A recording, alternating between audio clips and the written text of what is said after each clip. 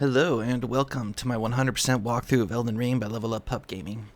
If you're joining this walkthrough because you somehow found the video whilst looking for help on how to defeat Malenia, I just want to mention a few things. First, welcome. Thank you so much for being here. It really means the world to me. Second, this tutorial I'm about to give on Malenia is part of a 100% walkthrough that is designed for beginners, not advanced players. So if you're looking to learn how to no-hit her, I know some things that can help you out, but in this, I'll be deploying a strategy that I think anyone of any skill level can utilize and successfully defeat her with. Everything I will go over in this episode is based off my observations and experience I've been through walking through her boss door, excuse me, nearly 10,000 times. This video should be considered just one way of defeating Malenia and not the best or definitive way to defeat her. Before we start, I just wanted to give my opinion on Malenia. Even when I first got to her and was getting obliterated every time I faced her, I still felt she was a fair fight. I think a lot of players may have a sour view of her AI and moveset because I think it's designed to take advantage of a player not knowing what to do and hesitating. If a well-timed roll doesn't work to dodge a boss's move or running away doesn't work, then it's going to take some thought and patience. And some players just aren't willing to give that to her. They either feel that she's too overpowered, has unfair design, or they just want to get past her fight and aren't comfortable with the fact that it may take a bit longer than your average boss. I think once you have learned Malenia's patterns, how to deal with her most lethal moves, and what to do to bring her down, you'll fall in love with this fight. Unless you bring in a summon or two and you smash her down with good RNG where she doesn't hyperpoise through your attacks, then every fight you have with her is going to be more akin to a dance than an actual battle. I personally love it. She's my favorite boss of any game I've ever played. So, let's start this tutorial by doing what we came here to do. Let's fight Malenia. My hopes is that I can take her into phase 2, but if I make a mistake, she will quickly make me pay for it by sending me back to the Erd Tree while reminding me what her name is. You're going to have to get used to that, hearing what her name is. She's going to tell you a lot. Here's my setup. I have my flasks, my healing flasks up here. I have this Memory of Grace out for a certain reason. I'm using the Warhawk Talon with Frost on it. Carrying Retaliation on a shield with 100% physical block. I have on, this is my first outfit from my first playthrough. I thought it was kind of cool. I just want to wear it for this episode. And then this to up my endurance 2 levels. And endurance is important in this fight. I have this for the charged attacks I'll be doing on her, and this just for a damage boost while I'm at full health. And like I said, stamina is extremely important, one of the most important things when fighting Malenia. And if you take a look over here, I rebirthed. I have extra you don't have to copy this. I did this just for the purposes of the tutorial. That's why I have such high vigor. It's just in case I make a mistake. Hopefully I can survive through it and not go down. That way we can save some time. But the endurance, I did do this intentionally. And I recommend that you have at least 45 endurance when fighting her, if not 50. You can do it at lower levels, but it's really, really intense and really, really difficult to do. It's going to make the fight way more harder than it has to be. And then since the only thing I'm really using for damage right now is just this sword and the frost coming off of it, dexterity is really all I need right now for damage. I don't need any of the magic sources. So one sec.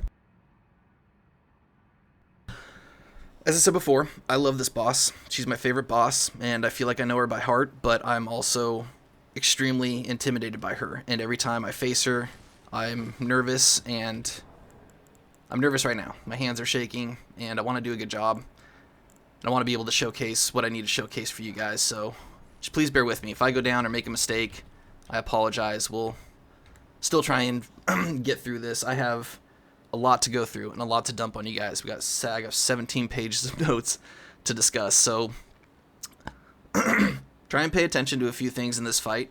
Just what I'm doing, what she's doing, and that way when we go over and discuss it, you kind of have an idea of what you saw. So when I describe moves and how to dodge them, you might be like, oh yeah, I remember him doing that. So without further ado, let's fight Malenia, Blade of Miquella.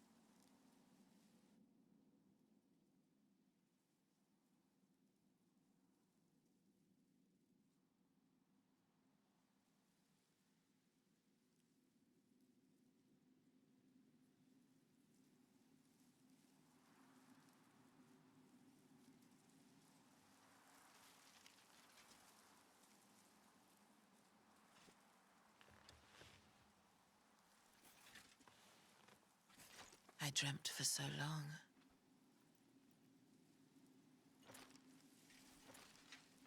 My flesh was dull gold, and my blood rotted. Corpse after corpse left in my wake. As I awaited his return.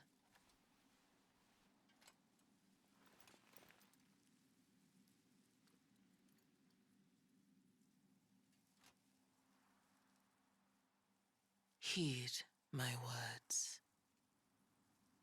I am Malenia, Blade of Miquella.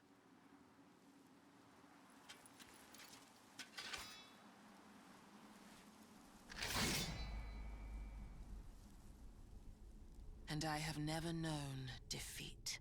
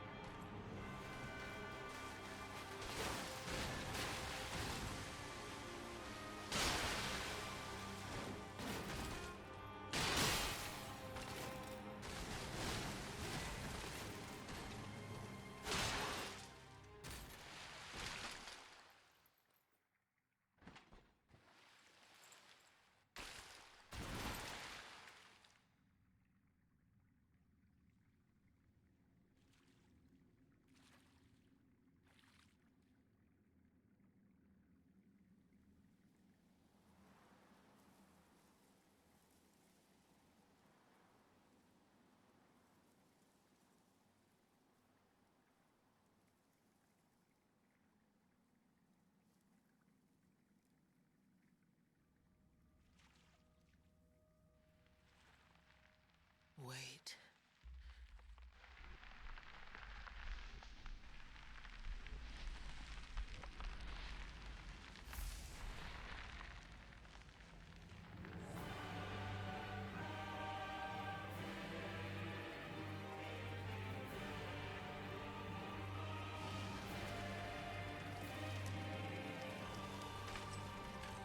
The scarlet bloom flowers once more.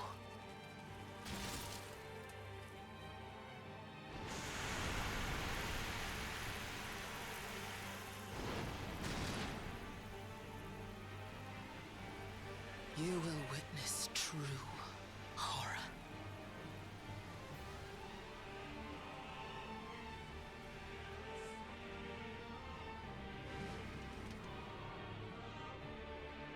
Now, rot.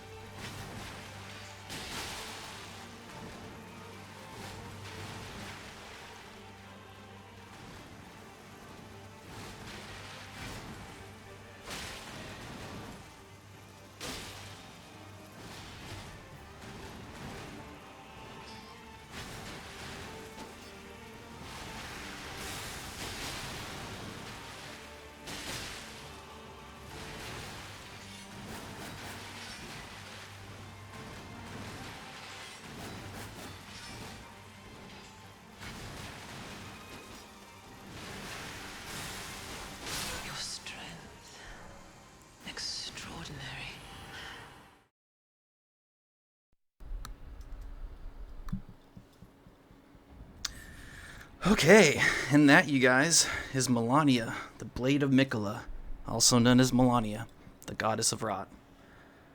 Whew, isn't it just an incredible fight?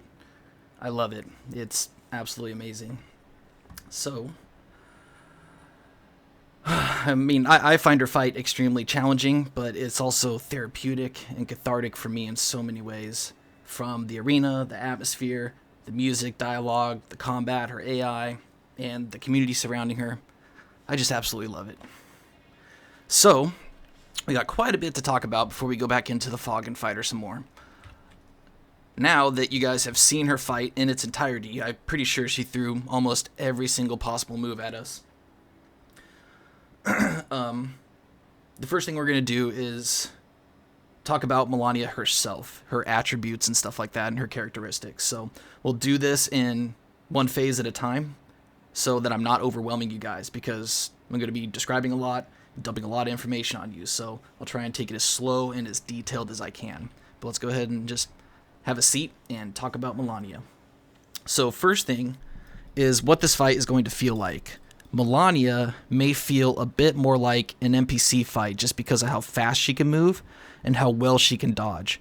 But the closest boss I can think to compare her to, in my opinion, is Electo the Black Knife Ringleader, but with the aggressive combos of Morgoth the Omen King. So as you saw from the fight, Malenia has two phases. In her first phase, she'll have approximately 18,473 HP. Excuse me. And in phase 2, she'll regain 80% of that and end up at approximately around 14,778 HP. In New Game Plus 7, she'll have 26,250 HP in first phase and 21,000 in phase 2, which is a ton of HP. It may not sound like a lot, but with the strongest weapons in the game reaching around 750 to 800 damage, and the most powerful spells around 1,000 to 1,200 or so, this means it would take around 18 to 25 hits each phase to defeat her, depending on what you're using, your levels, scaling, and whether or not you're using status effects like Bleed and Frost. In phase 2, she will have less health, but she will be more aggressive and relentless.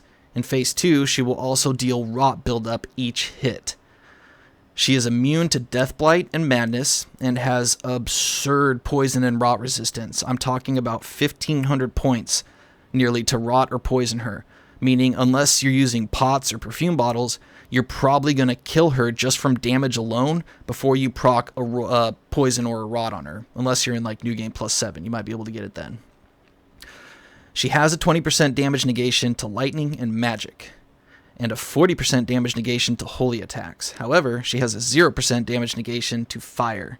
She can be bled, frosted, and slept, although sleep takes double what a frost and bleed takes, and it doesn't provide a repost when it takes effect. It causes her to put her hand to her face, touch her knee to the ground, and then she's back up 1 second later. It is not worth sleeping her. There is a pool of water in her arena that has an effect on the fight. If she's standing in it, she will have a 10% buff to fire damage, and a 10%, at the same time, a 10% negation to lightning damage, so it'll bring her 20% lightning negation down to 10 when she's standing in the water. Does not matter what type of weapon you use, she has a 10% buff to all types of weapon damage, standard, strike, pierce, and slash. She just has one weapon, a long katana. Now, I know you hear katana and you might think, oh my gosh, blood loss. Nope. This katana only has blood loss on it when we obtain it. She does not do blood loss buildup, thank God.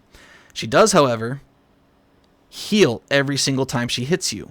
Even if you block it with a shield, she will heal off of damaging you and your spirit summons.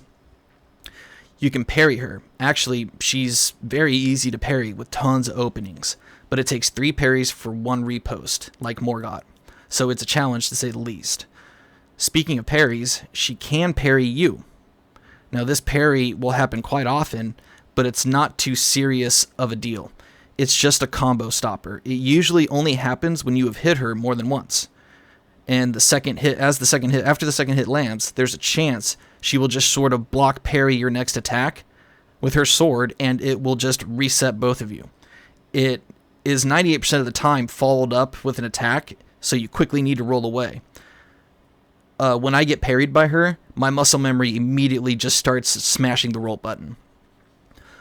So the last thing to mention before we start talking about her moveset is she's capable of something called hyperpoise, or god poise as I've heard it called sometimes.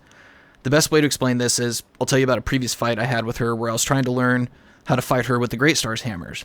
And I wanted to see how many charged heavy attacks it would take to stagger her at the start of the fight before she does her first waterfowl. I did it twice and found that three charged heavies will usually get a stagger. But the third time I went to do it, she gave me an open for the third charged heavy, and right as it landed, she just decided to move and start a combo. After she finished the combo, I hit her with a light attack and she staggered. So it is what it sounds like. There are moments in the fight where she can dodge, or she can just decide she won't react to anything you can throw at her. And she'll start attacking or doing a special move whether you like it or not, or whether she should even be able to. You may have heard some players say that a frost or a bleed will knock her out of her special animations like waterfowl or spear clone. That was true when the game first came out, but it's since been patched. That doesn't mean that it can't happen and that she can't get pulled out with a bleed or frost, but for the most part, the only thing I've seen break her out of her special moves are Morgott's Spear's weapon art, so the Nihil, and Swarm of Flies incantations. That doesn't mean she won't get pulled out by a frost or a bleed here and there, but for the most part, it is no longer a reliable strategy, and I don't recommend relying on breaking her stance to keep her from doing waterfowl or spirit clone. It's extremely hard to do, and sometimes, if her AI decides, completely impossible to do. So now that we've gone over all of Malenia's attributes and design, let's talk about her attacks. Now, I won't be discussing like my patterns or her theory around her AI until our last fight with her, but I just want to help you identify the attacks and show you how to dodge them. So let's just do this one phase at a time so you don't get overwhelmed. I want to start off with the four most deadly attacks she has that I call her spark attacks. This is because before she does each of them, she will move her prosthetic arm and a spark will come out of it. That's very identifiable. The first one most people have trouble with is what I call her spark trip chop, or her spark triple chop. She will spark her arm and fly at you and then do a swipe, swipe, swipe. So 1, 2, 3, back and forth. And it's followed by one last long swipe. Now she can do this multiple times in a row, as you saw from the fight. To dodge it, you simply roll behind her and then hold back to avoid the fourth long swipe. Or, if you recognize the spark before she gets to you, you can simply just roll back twice, as you saw me do in the fight. The next spark attack is what I call her spark lunge. She will rise up in the air a bit and her arm will spark, and then she will float down and fly directly at you like a bullet. This attack is what her AI will do when she is input reading you. She input reads you when you try to heal. So she will do this attack if you're too far away, healing, buffing, summoning, using consumables, or projectiles or spells of any kind. And we'll talk about why that is in a bit. Excuse me. Just had to take a sip of water. We'll talk about that why that is in a bit, but to dodge this attack, you need to roll as you see the spark in any direction except forward. As you saw, I was rolling back for them, and that's because it makes me end up so close to her I can do a quick return attack. If you do roll forward on this attack, you need to roll forward and to the right or left. If you roll directly into her, the hitbox may still catch you even after your iframes are gone. Or like it'll still be there after your iframes have disappeared. So it's really, really dangerous. I've been knocked back and killed trying to roll directly into her on that. I wouldn't recommend it. The next one is not so hard to dodge, but it is certain death sentence if it connects. I call it her spark slow swipe. She will bend her knees and crouch down while raising her arm in the air, creating a spark. And then she'll leave her sword pointing up into the air.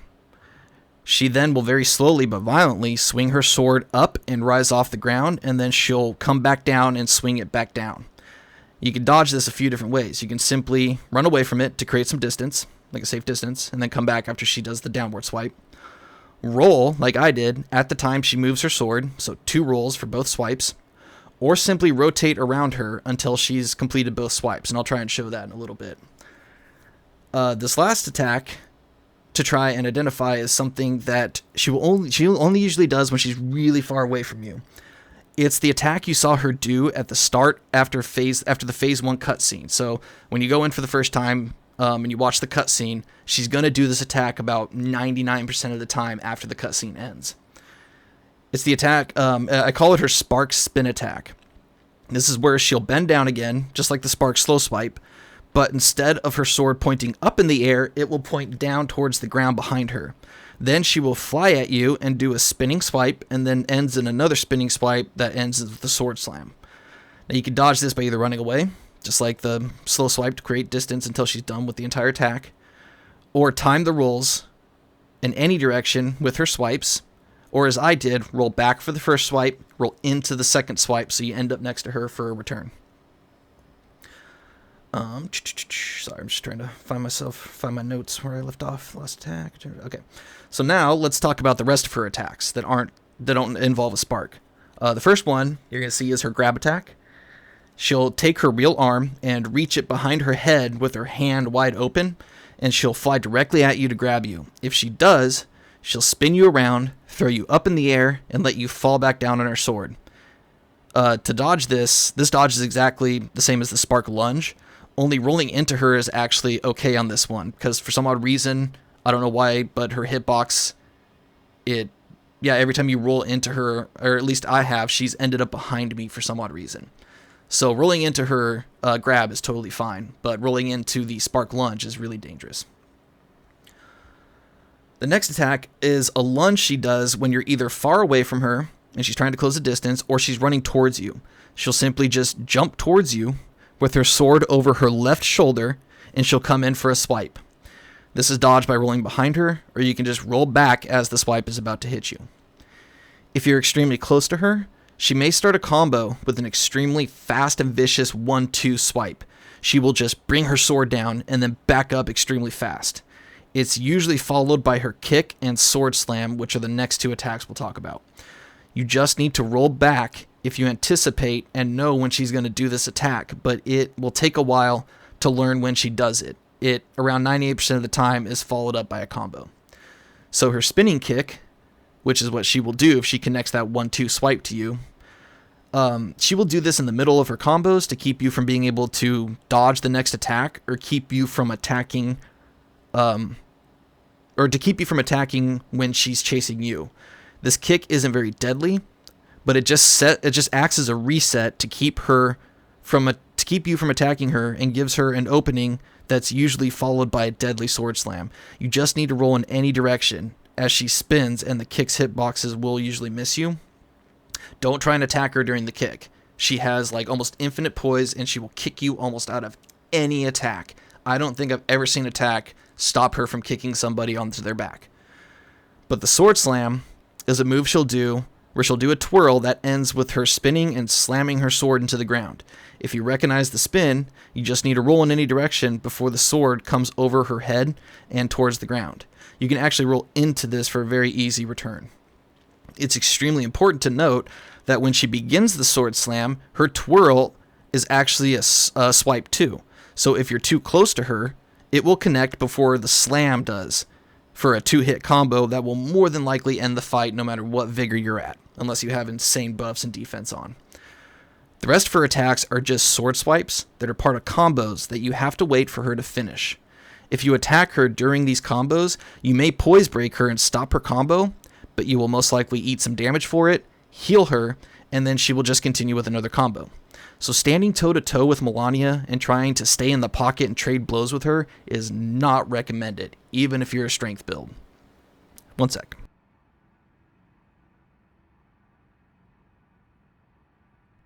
Sorry, I'm just really thirsty doing all this talking. Now, while the rest of... oh, no, I already read that. Okay, no, yeah. Now, while the rest of her swipes are part of combos, I want to mention two specific ones that you'll quickly notice while practicing her. First is what I call the float swipe. She will, like the Black Knife Assassins, lift off the ground and float around you, and then do a horizontal swipe that is usually followed by a combo. The second is what I call her slow twirl. Like a ballerina, she will rise up in the air and slowly spin her sword around twice, usually ending in an upward swipe that's followed by a combo.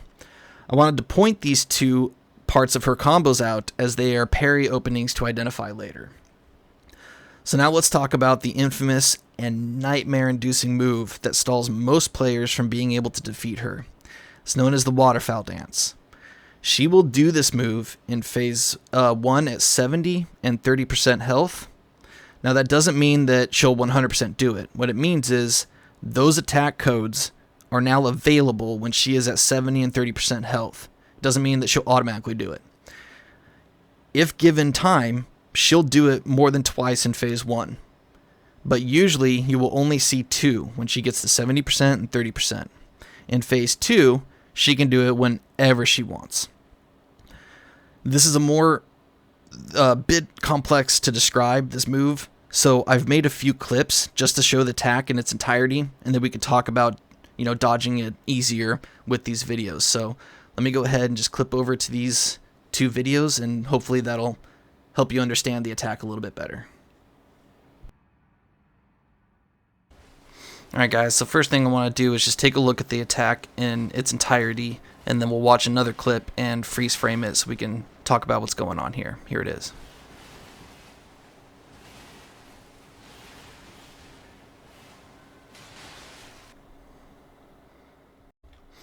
Alright you guys, so here's the second waterfowl that I want to show you. So as you saw in the first one, she rises up in the air, she flies at you for a first wave that has about 5 to 7 consecutive hits, then she'll hit the ground, fly at you again for a second straightforward wave that's about 3 to 4 hits, then she will hit the ground one more time, rise up in the air, fly over your shoulder, and come around behind you to your side to catch you panic rolling away, and that will have maybe 2 or 3 consecutive hits, and then an AoE explosion that'll knock you back at the very end. So, if you get caught in it close up, there are a few different things we can do. We'll go over that when we're actually fighting her, but right now I'm just going to describe this up close dodge that I'm doing here in co-op, and then we'll talk about why we can't do it in PvE and what we're going to do instead. But if you're in co-op, let me explain to you how to do the up close waterfowl dodge. So, as you can see here, I'm actually about to bleed her, and that does not stop her from doing waterfowl. So, she is now above us, and we got this invisible wall that's directly under her that'll prevent us from running beneath her. So, in order to dodge this in PvE, you need to do one of 2 things. Either stay locked on, or unlock from her, and rotate around her 360 degrees. You have to go around the wall. You'll actually feel it. It'll feel just like you're running against a regular wall in a hallway or something. And you have to rotate around it, and then as she comes down, roll away twice. Yeah, it's very complicated. You actually have to roll away forward and then immediately hold back and roll away because the camera is going to spin around. In co-op, you're able to just back away from her and then get to where she is on the right side. So she's not directly in the center and you're under her. She's on your right side and you're on her left, which will give you an angle to dive behind her, which is what I'm about to do. As soon as you roll the first part of the first wave, you have to assume that you dodged it and hold back and roll back. That's the only way to get out of the first wave. You're going to see me roll backwards on the second wave. You can't do that in PvE. In PvE, you have to roll back into her for the second wave. So things are a little bit different. I'm sorry, that's a little misleading, but this should just give you an idea of what exactly is happening during her waterfowl. So here's an up-close dodge and what it looks like in co-op. Roll behind her, back, back again, and then roll forward, and then hold back. And that's how you dodge the waterfowl, and that is what the waterfowl looks like and what it consists of. So let's go ahead and go back and talk about the rest of her moves and fight her a little bit.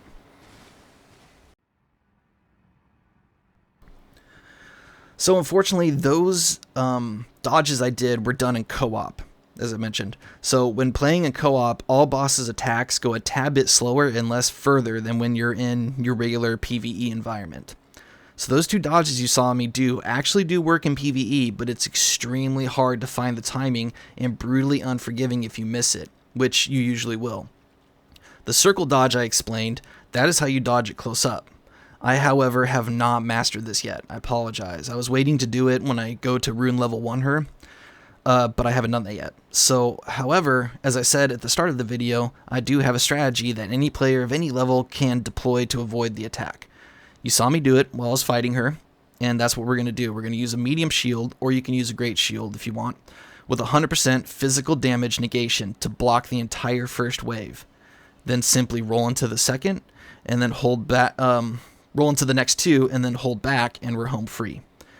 She does heal off of blocking us, but it's not much. She gains back maybe 2 to 3 hits worth of HP from us blocking, and we can easily augment that with the frost and the 20% damage boost that we get from when she's frosted. So it's not that significant. It won't ruin the progress in the fight so bad that it'll drag it out to absurd measures, I promise. But if you are like 100% adamant against using a shield, and you're just trying to get past her, I will try and show you how to outrun it, but you have to be prepared to outrun it. If it happens close to you, you're not going to get the distance you need to outrun it and get away from it, so you'll have to learn the up-close dodge, which is really, really, really complex and hard to do, and I'll try and talk about it a little bit later. But if you're just trying to get past her and experience defeating her, and you're not trying to master a no-hitter, then please just use the shield. Don't be proud. You aren't cheating. You're using items that are in the game to defeat the game. It's just strategy. It's not cheesing. With that being said, I will attempt a few up-close waterfowl dodges before the end of the video to try and showcase how to dodge them. But I can do it, and I've done it, but I'm not very good at it. And that's why I have a lot of vigor, is just in case I make mistakes. Hopefully I can survive and continue the fight and showcase things faster. So let's fight her in phase 1 a few times. We're just going to spend time in phase 1 and talk about, everything that we just discussed. And I'll show how I'm dodging everything and kind of talk about what you guys can do, different options. And then after we've gone over all our moves, and when it's safe to hit her, we'll take her into phase 2, and I'll just mention a few things. We'll just go over a few things in phase 2 that are different than in phase 1. So that way when we start going over phase 2, you just have an idea of what I'm talking about. And then after that, we'll hop into phase 2. So let's go fight her again. And this time I'll actually talk and describe what I'm doing.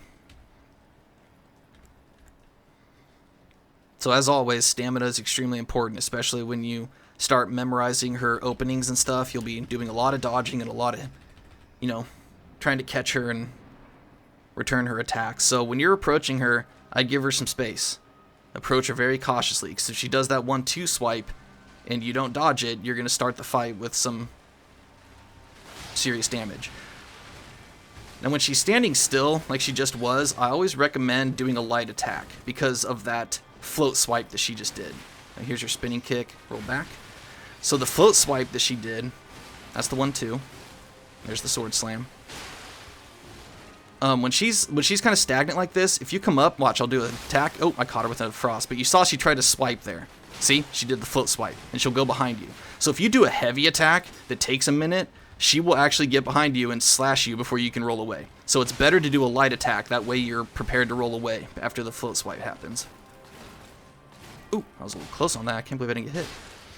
Alright, she's getting close to 70%, so she's about to do a waterfowl soon. And this is how we're going to do it. Woo. Roll back twice. Roll back. And then return. Waterfowl? Oh, nope. Now she's going to do waterfowl. Oh, or not. See, that's what I mean. It's not 100%. It becomes an option, but it doesn't mean that she's always going to do it every single time. It's just be prepared, because at 70%, it is now an option, and she can do it. So be cautious. Another frost. Ooh. So you might notice that turned into an opening, and I'll explain that in a second. There's 2 different triple chops. There's a fast one and a slow one, and the slow one is an opening. And it just takes a while to hear the difference. But you can hear the difference right as she starts it. Oh my gosh, I can't believe I didn't get hit there.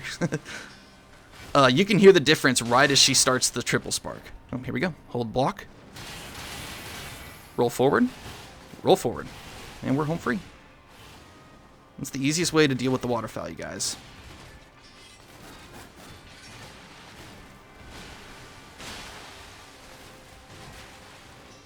Back. return. So that little twirl right there is some... Oh, here we go. She usually doesn't do this in phase 1, especially when you're soloing her. Roll back, return. And there's the parry. Now, I was smashing the roll away right as she parried me, because she, as you saw, followed it directly up with the combo. One thing you want to get used to when fighting Malenia is rolling away. After you attack her, be prepared to roll away. She's going to follow it up. Good proportion of the time, especially with the 1-2 swipe. It is just safe to hit her and then roll away. And this is why we need lots of stamina. You see how much stamina that ate up?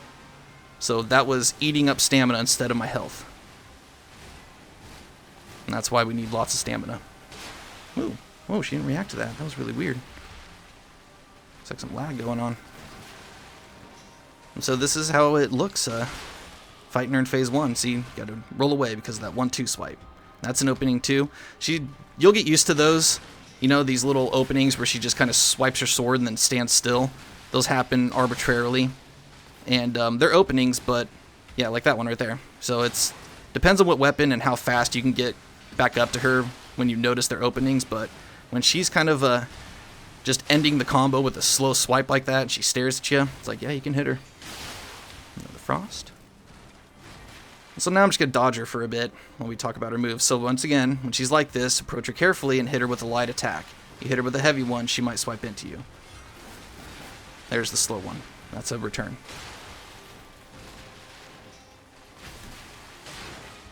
And so sometimes when you hit her with an attack, she'll spin away from you like that, and then she'll do something to try and catch back up.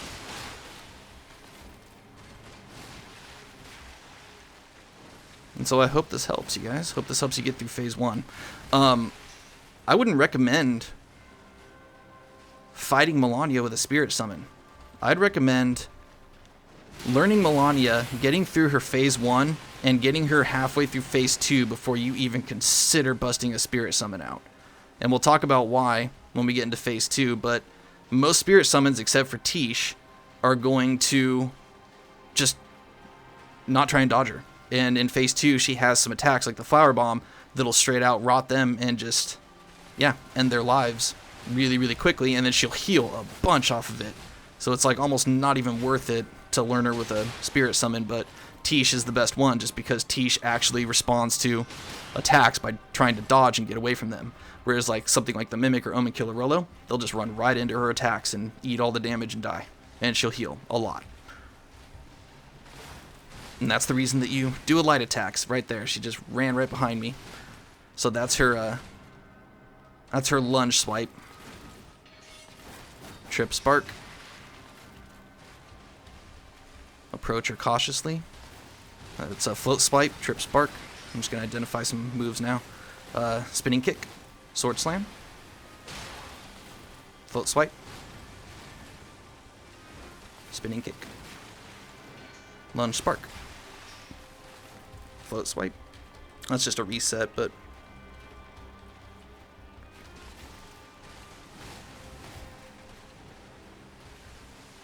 alright, you guys, let's go into phase 2 and talk about some of the differences in the phases. I'm not going to defeat her. I'm just going to try and get her down to 50% health where she'll do the Spirit Clone, stuff like that, so we can try and discuss what we're gonna do. But I hope this gives you a good idea on how to approach Malenia. Very cautiously, there's this slow twirl. That's the slow one. You see, you can actually hear the difference in the shinks. See, there's a shink. Oh, she hit me. Scared me. So let's get her to do a fast one. Or not. There's a fast one. See if we can get her to do a slow one now. Just so you can hear the difference. Let me show you what happens when you throw a projectile at her. This is what happens. That's what happens when you do a projectile at her. She will aggro, and if she's got the AI to do it, she will do the waterfowl. So, very, very cautious. And let me show you her input. This is what she does to input read you. Oops, she didn't do it. Let's do it again. There it is. So that's her input read attack. And she'll also do it to try and catch back up to you. So if you're too far away, she can't input read you, and you can heal. So let's talk about that actually. When's the best time to heal when fighting Malenia?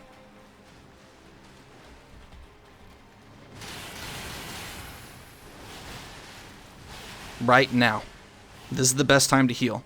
When you have an opening for an attack, sacrifice that attack to hit that you would normally hit her with, and instead heal. So this is a good point to heal after the sword slam. That's a good point to heal after her grab attack.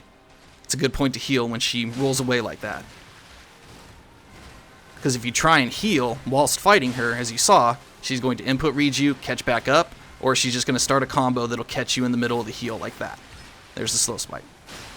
So if you're looking to heal, don't panic. If you get hit, you're almost dead, do not panic. Just keep fighting her as if you have full health, with the confidence of having full health, and wait for an opening.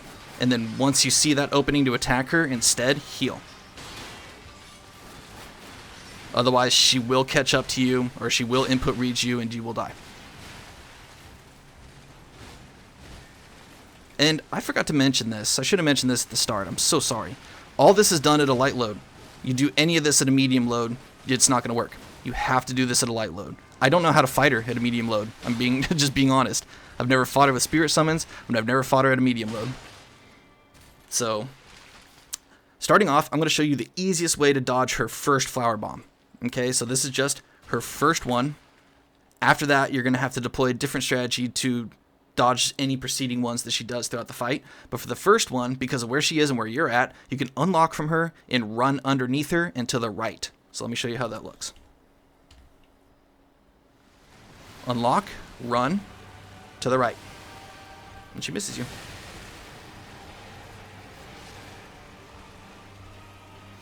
Alright, so you gotta wait for these petals to go down. Otherwise it'll rot you. It'll start doing rot buildup and magic damage. Now, the reason we have the boluses out is because you see there's rot buildup from blocking the first wave. So just take a bolus right after the attack and we're fine. And I would recommend a bolus and not the Flame Cleanse Me. Flame Cleanse Me takes too long and she'll usually catch back up to you. So the bolus works absolutely fine. As a matter of fact, it's much better. So make as many as you can, and so you see how she rose up in the air there? That's a big difference, is that the combos, they're all the same, but now she can extend them to rise up in the air. So there's the end of the combo, but she can also extend it and rise up in the air. So, ooh, caught her. With that in mind, just keep that in mind, that she can extend combos by rising up in the air. We'll talk about it in a sec. That kick right there is actually a new kick. We'll talk about that too. Ooh, got a stagger. What's up? That's right. Alright, so now she's at 50% health. She now has the Spirit Clone and a few other Flower Bomb that she can do. She won't do it below 50% health, but now she has 50% health, just like the... Here it is, Spirit Clone. So, back right, slam, back, right, right, right. That's going to be a little complex to learn. We're going to talk about it in detail in a second. But that's my dodge for the Spirit Clone. Took me a long time to figure that out. This is how you're going to have to dodge it the preceding times. Timing. Just roll and then run away. There's a few other tricks I can show you that when they happen, I'll point them out. But for the most part, just learning the timing of the Flower Bomb is the easiest way to dodge it. It really is. You can see these little explosions, whoops, that happen after she slams her sword down. So that's a new thing too. Ooh, what's up? Waterfowl is exactly the same, but now she can usually do a Spirit Clone right after it because she's at 50% health.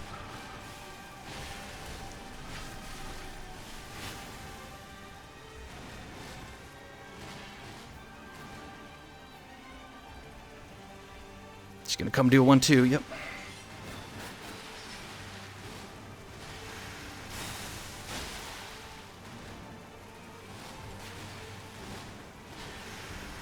Oh no.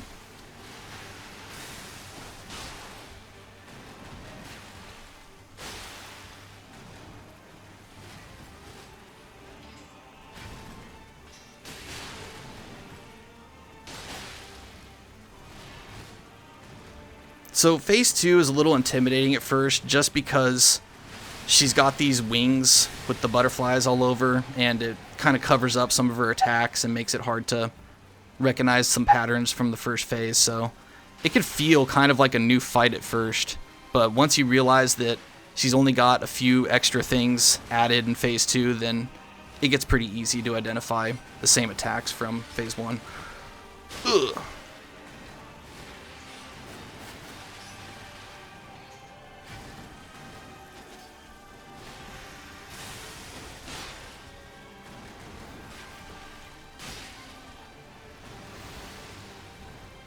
And roll. Jump.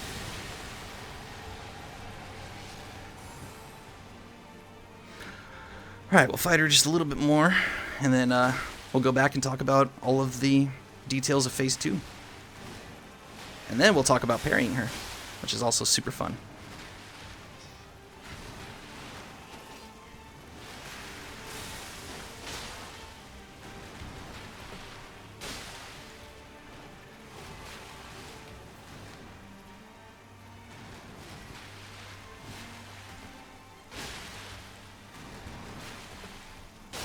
Ooh, there's the frost.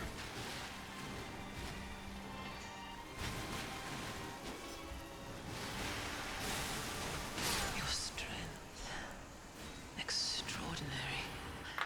All right, so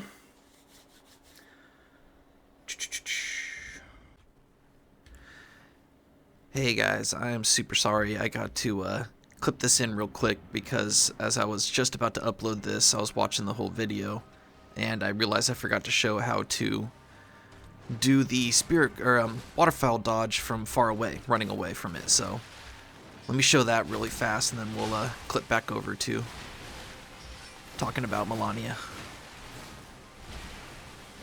So, you know, as we can anticipate it in phase 1, because she does it at 70 and 30% health, then, you know, just kind of back away during those periods until she does it, and then you can run away from it. And in phase 2, just throw projectiles. So she's going to get ready to do it here. So just back away and roll with it. You can roll away again because we're so far away, and then roll into her. That's one way to run away from it. And let me show you how to run away from it if she gets close to you,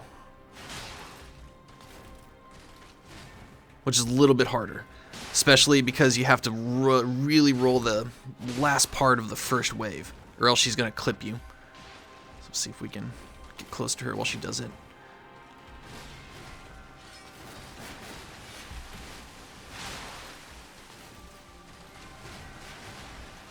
So if you start an attack animation right as she rises up in the air to do it, then you're pretty much toast, unless you have the shield out or can do the up-close waterfowl dodge. But if you're not in attack animation, you should have time to run away. And then you can outroll the last 2 waves. So let's see if we can get her to give us one.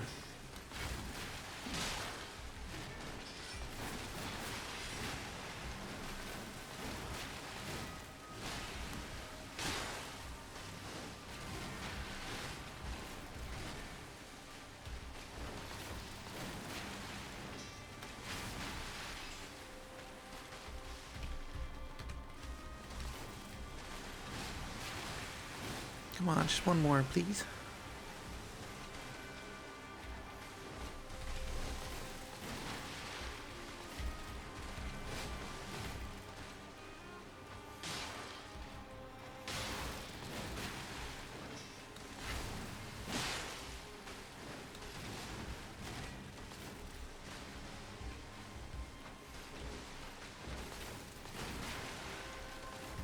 Whenever I want her to do something, she won't do it.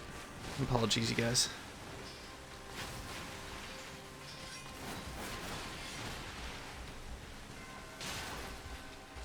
Man, I thought that was it.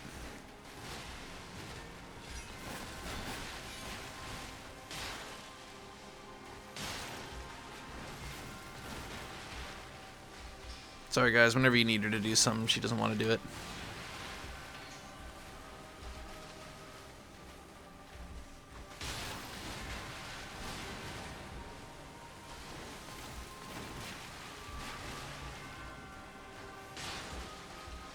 Come on.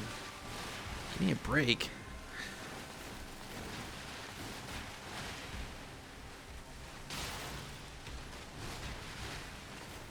Give me a waterfowl. What a joke.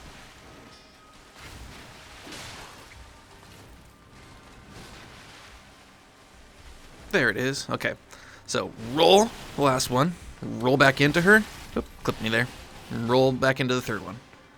So that is how you run away from it. So if she rises up and you're a little too close, you still have time to run away and get enough distance that you can outroll the first wave, then roll back into the second one, and then roll into the third one. So that's how you can do it without the shield. If the shield strategy you just cannot accept it and will not do it, that's another way you can do it. Alright, I'll meet you guys back at the side of the grace. First, let's discuss the difference in her AI before going over her attacks in Phase 2. It's actually not that different from Phase 1, as I was saying, but it will somehow feel different, completely different. It'll feel like a completely different fight at first. At least it did for me. Things will feel a bit weird to identify because she now has the massive wings made of butterflies that are spreading out all over the place. It can cover up some of her motions and make it a bit awkward to identify her attacks at first. So let's go ahead and sit down. The biggest difference in Phase 2 are that she now deals rot buildup with every single hit, even if you block it, and she has much more she's much more aggressive and unrelenting. She will very rarely just kind of walk or stand or stride back and forth and stare at you. And she now has 3 new attacks in her arsenal. She can also deploy waterfowl at any time she pleases. However, despite being able to do it at any moment, she will never do this attack twice in a row. She will always have a cooldown period between waterfowls. The fastest turnaround I've seen her do a waterfowl was between 2 combos. So she waterfowled, did 2 combos that ended with sword slams, and then she did another waterfowl. That was actually in Phase 1. And out of nearly 10,000 fights, that is the fastest turnaround I've ever seen for waterfowl that she's done. So it's usually a pretty comfortable gap between waterfowls. It's bad RNG if you get more than 2 each phase. Now let's talk about her additions to her existing moveset before we discuss her 3 new attacks. So the biggest difference in her combos and openings is that she can now extend them with one of 2 things. Every single opening you now know from Phase 1 can be extended by her rising up in the air, then doing one of 2 things. First, she'll slam her sword down into the ground, and then a rod explosion will go off at the tip of her sword. In fact, all of her ground slams now have a follow-up rod explosion that you have to take into account when attacking her. This ground slam is what she will do when she rises up and you're close to her. But if you're close enough for her to hit you, but if you're too far away for that ground slam to connect, then when she rises up, what she will do instead is she will sorry, I lost my place.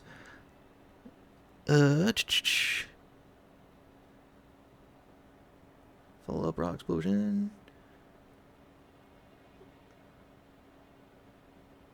I'm sorry. I forgot to tell you how to dodge it. Okay, that's why.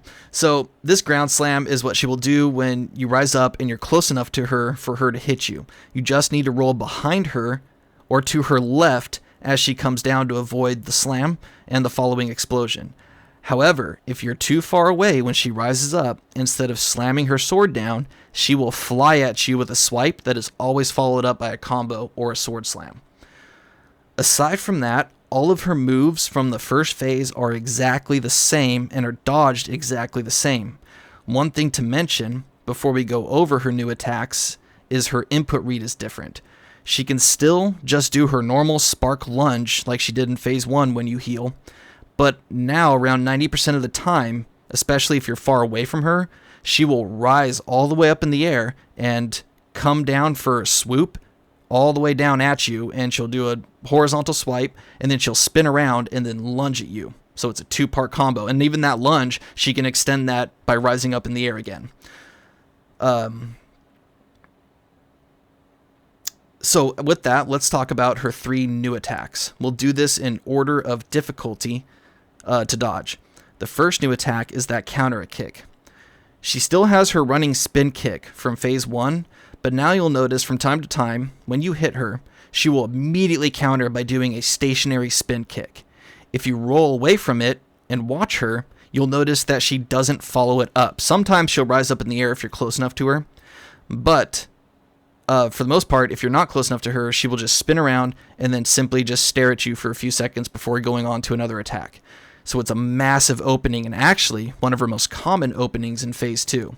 You just need to anticipate every time you hit her, and you can either roll away from the kick and then come back for an attack, or you can, as you saw me do, roll into the kick and just immediately give her an attack while she's finishing the animation.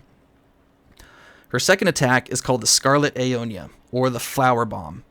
She does it at the start of phase 2, and this attack consists of her rising up in the air with as orange fiery looking flower petals start to spread out around her.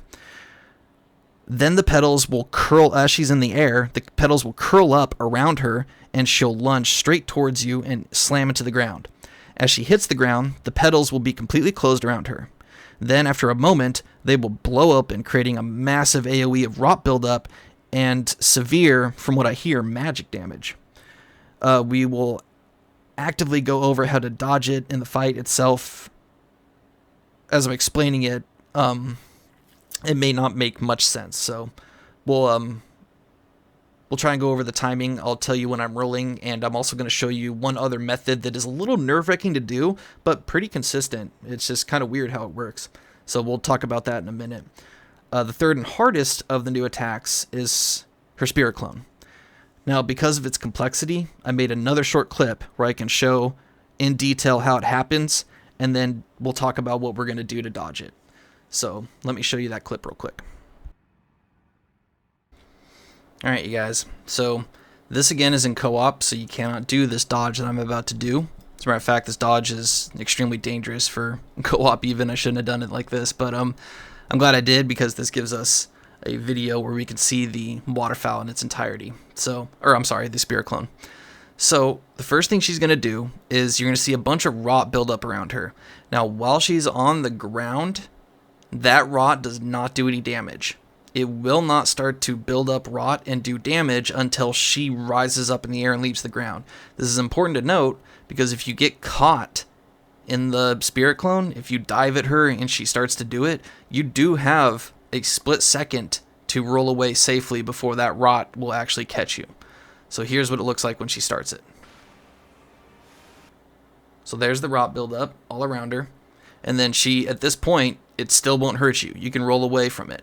But then as soon as she rises up in the air, it will start to do rot buildup. And it is very, very, very vicious. It'll kill you really quick.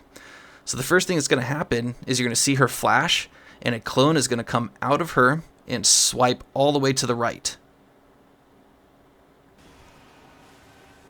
So that's the first clone. Now, the thing that's important to notice about this is that this clone remains. It does not disappear.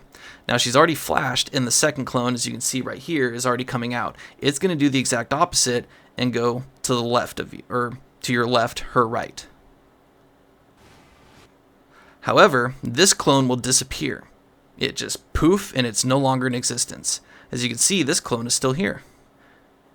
Third clone will come out and mimic her sword slam. So it's going to fly out directly in front of her and land right about here. Okay? Now the third clone has landed. And as you can see, the first clone is actually still here. It is now locked onto us, and it's waiting. And what it's waiting for is this fourth clone to come out. This is the last clone that comes out. The second and the third one disappear. The first one remains. So will this one. This one is going to do the same thing that the second one did, but just a little bit further and faster. So it's going to come out to about right here. All you need to do, and what we're going to do, while I have this frame and you can understand it, is that we're going to run away from this. We're going to create so much distance that the first three clones will miss us entirely. As soon as the third clone slams, you need to start rolling, which is what I'm about to do right here. And when you start rolling, the fourth clone will miss you, the first clone will miss you, the fourth clone will miss you again, and then she will miss you. And it looks like this. I know, it's a really intense move to dodge, but don't worry, we're going to figure it out. and we're going to get it down. I promise. Alright, so when we go back into her phase 2, I'm going to try and pull out a spirit clone where I show you how to run away from it. I apologize that I've been doing my dodge. I'm so comfortable with it that it makes me so nervous to do it any other way, and so I'll do it next time. I'm probably going to get hit and die a few times trying to show you some of these dodges, but the dodge I'm doing, I'm just going to describe what it is, just in case you want to try it yourself. Alright, so you can go back and watch it, and then just write down the moves that I'm doing. So here's my input. Back, back right, wait. Back left, right, right, right. So the reason why that input is the way it is, as you saw from the video, the first clone comes out, roll back, and you dodge it. Second clone comes out, you need to roll back and right. And the reason why isn't because that's what you need to do. You can simply just roll back. You can roll forward into the second clone and miss its hitboxes. But rolling back and right will put you at a distance where the third clone you don't need to do anything for. So if you roll back and right on the second clone and you keep backing up and to the right, when the third clone comes out, it should miss you. Then directly as it slams, you roll back and left. And the reason why is because of that fourth clone. When the fourth clone comes out, it comes out pretty far. And so rolling back and left will put you directly next to it, as you can see from the dodge, and then just you roll 3 times to the right or even to the left if you want, and the preceding last 3 clones, or 2 clones and her, should miss you. So that's what I've been doing. There's another dodge you're going to see me do, in another video that I'm going to show. I'll explain that while after we watch the video. That one I don't recommend doing. It's extremely nerve-wracking, and the way it pans out, you have to do it blind. So it's really, really only if you get caught in an up-close spirit clone and you have absolutely no time to get away from it. That's the only time you should try and do this dodge, and you'll see it here in a minute. But aside from that, we're just going to run away, wait for the third clone to slam down, and then we're going to roll 4 times. And that should get you through the spirit clone. I know it's a nightmare dodge. So, the dodge you saw me do in the video is only possible in co-op, so we'll just be running away from it. A few more things to note about Phase 2 before we discuss her parry openings. She will start Phase 2 with a Scarlet Aeonia Flower Bomb, but she will not do it again until she's at 50% health or lower, and same with the Spirit Clone. She doesn't start the Spirit Clone until she's at 50% health. Also, when she's at 50% health, she will most likely and eventually do a waterfowl. That is 98% of the time followed directly up by the Spirit Clone. Now you have to be cautious of this, as I've seen quite literally thousands of players jump in to attack her after her waterfowl, where she's at 50% in Phase 2, and she immediately starts the Spirit Clone, and they get caught in the rot buildup at the bottom and die. So when she's at 50% in Phase 2, and she does a waterfowl, do not follow up and attack her. Back away and prepare for a Spirit Clone, because it is coming. There's no attacks except for maybe Swarm of Flies and Heal, the Mog's weapon art, that can stop her or pull her out of this Spirit Clone. I promise you will get caught in the rot. And I know because I've died to it quite a few times before I realized it was a pattern. So the last thing to go over is parrying Malenia. Now, if you're just joining this guide, I want to mention that I have been encouraging any viewers who use this guide to learn how to parry right away. I mean, within the first few episodes, I was showing how to defeat the Crucible Knights and the Bell-Bearing Hunters with parries only. I did not show any other strategy. I chose to defeat, so with that in mind, I do not show or freeze frame parry openings. I'm of the belief that you could study and watch a parry video for years, memorizing every single frame of it, and when you go to parry that enemy yourself, you will fail. Parrying is just one of those things you can't learn until you try it yourself and develop the muscle memory for the timings of different enemies. So the best I can do is show you her parry openings, and I will say the word parry as I'm pressing my parry command on my mouse. So hopefully that gives you a sense of when the timing is, but all I can really do is teach you how to parry Malenia. To teach you how to parry Malenia is tell you which of her attacks you can parry, and then show you me parrying her, and just hope that you can figure it out from there, just as I did. So, here are her parryable attacks. First is the Spark Lunge. Now this attack is dangerous to parry. You have to be extremely close to her, which is odd because she usually only does the attack when you're far away and trying to close the distance. She's trying to close the distance to you. Excuse me. Oh, I was hiccuping.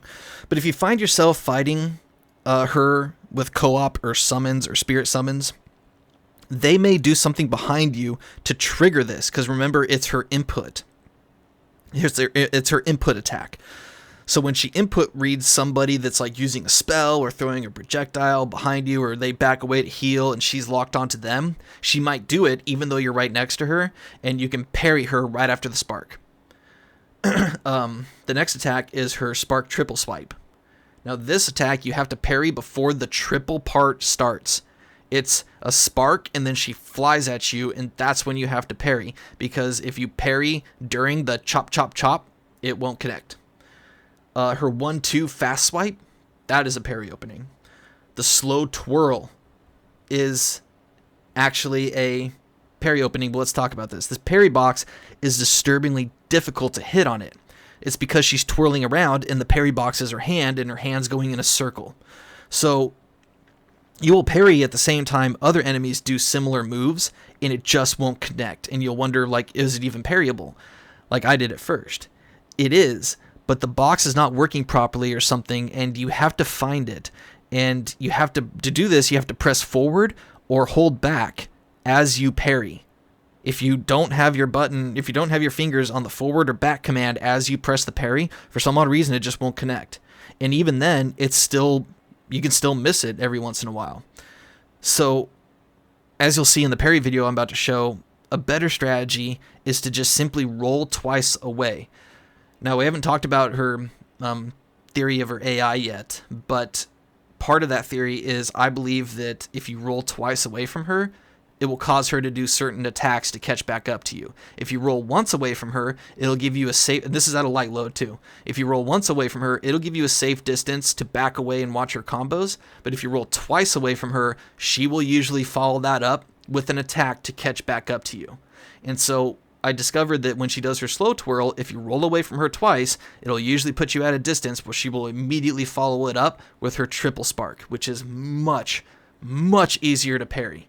So if you're trying to parry and do like a no damage hit of her, and you want to, and you can't find that parry opening on her slow twirl, just roll twice away from it and wait for the triple chop that usually follows it up.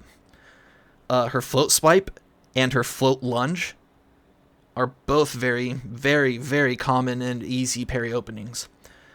And the last parryable move is her lunge spin, that move you saw at the start of the fight after the cutscene.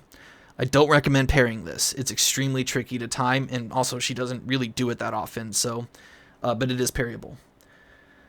So here's a practice video that I made when I was studying her parry patterns. I'm going to end it a bit early, as I do not defeat her in the video. I didn't know about the Memory of Grace item back then, and I wanted to keep her alive for practice and other reasons.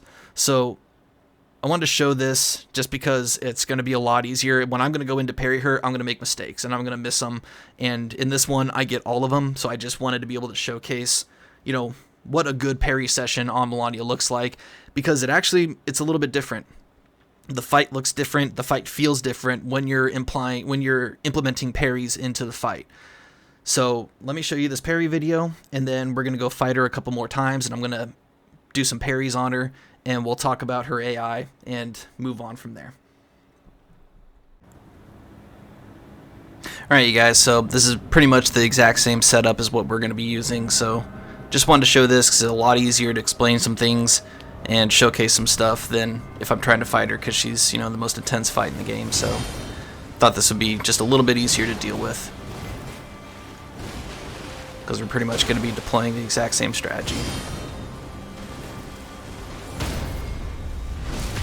And so as always, you know, when you repost her and she's getting back up, it's a good opening for a charged heavy attack. Or a weapon art. A lot of these parries I have to anticipate, especially her double swipe. I mean, these ones, you know, where she's kind of doing her float swipes, those are easy enough to follow, but when you just walk up to her and she's standing still, you kind of have to anticipate the 2-1-2.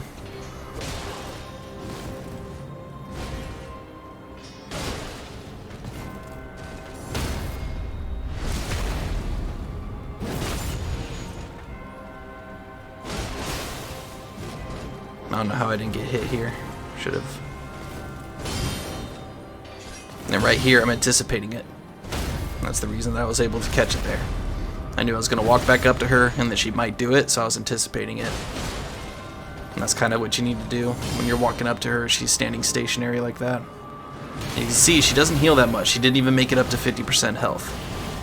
Right? And she's frosted. She's got 20% damage negation to our attacks right now, so it's like in just a few hits, she's going to be right back down to where she was at when she did the waterfowl, so it really doesn't make the fight that much more drawn out.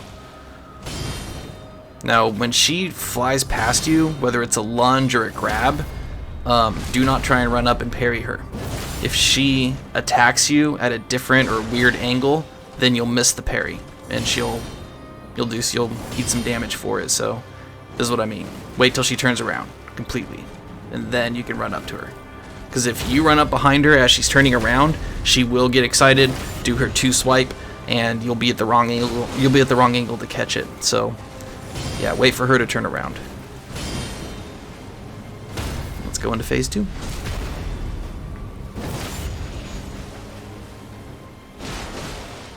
And I'm so used to dodging the flower bomb by timing, but I recommend that you run under her for the first one, and we'll describe and we'll go over how to dodge it when she's a little bit later into the fight. Because the first one you can just run under her, but then the preceding ones you're going to have to do something different. But of her special moves, it is the easiest to dodge. And here we got to pull out our boluses because you see she does rot build up even when we're blocking.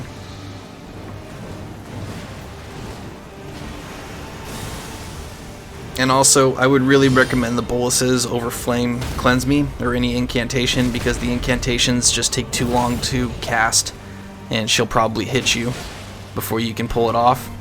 Unless you're on the deck side of things and you got, you know, talismans to shorten your casting time and stuff like that. Otherwise, I recommend just sticking with the boluses. Much, much quicker.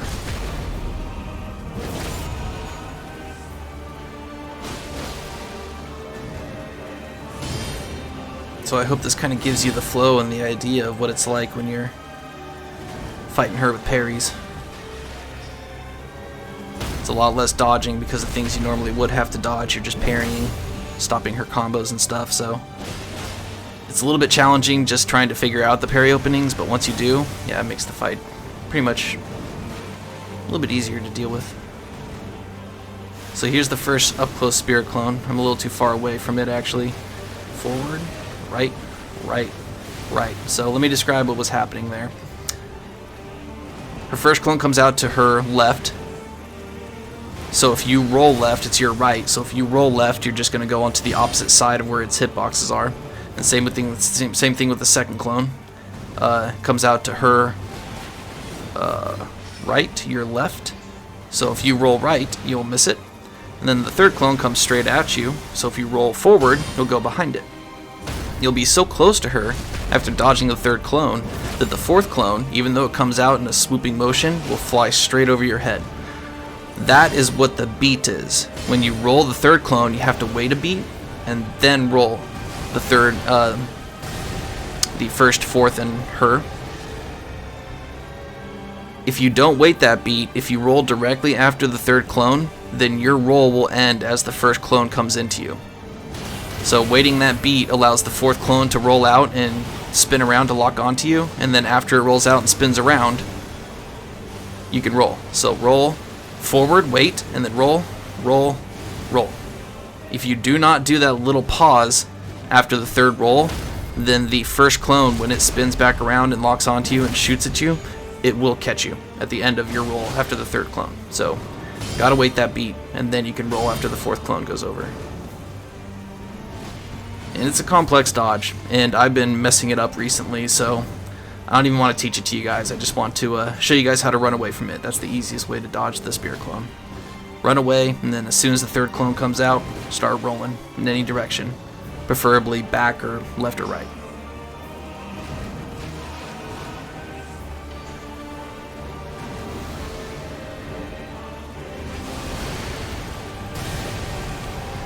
Like I said, we're going to fight her after this video. We'll go into phase 2, and we'll talk about some different ways to dodge the spirit clone and the flower bomb.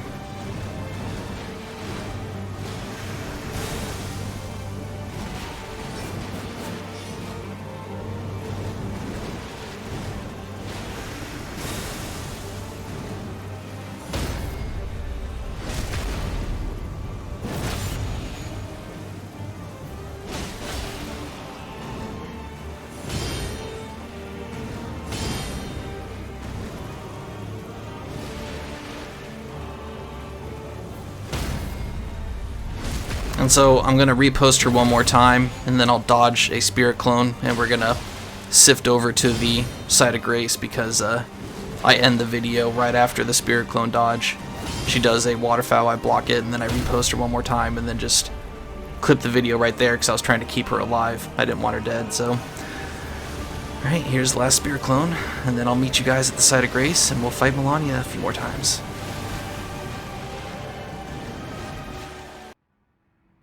Alright guys, so as you saw in that video, I was doing the up-close spirit clone dodge.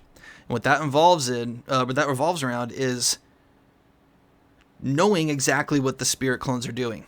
So the input is this: left, right, forward, pause, right, right. Now I know that sounds a little complex, and it is. And not only that, but you're doing it blind, because when you do the third roll of this dodge, you are so close to her, you cannot see the first and fourth clone or what they're doing. You're just dodging it blind. And it's based on muscle memory and timing. And it should really only be done if you get caught in an up-close spirit clone and you are confident you can pull it off. Otherwise, just accept the death, move on to the next one. But what it is you're rolling left as the right clone comes to her left side. So it'll swipe to your right. So you roll left to dodge the hitbox, right to dodge the hitbox of the second clone, which does the exact opposite, and then you roll forward to end up behind the third clone. Then you have to wait. You have to pause and wait a second, because that fourth clone needs to come out and start to spin around before the first clone will attack you. Then, after that comes out, you wait a second, roll, pause, because you're waiting for the fourth clone. If you roll, the fourth clone will hit you. But if you roll, pause, roll, then the rest of it will miss you. So it's really complex. I don't recommend it. We're going to try and just run away from her. I'll show you that here in the next fight. But, yeah, let's go parry Malenia a little bit. And I'll try and, if I haven't thought of anything else that we need to mention, then I'll try and mention it while we're fighting her in this fight right here. And then after that, I'm going to try a couple of up-close waterfowl dodges. Wish me luck on that.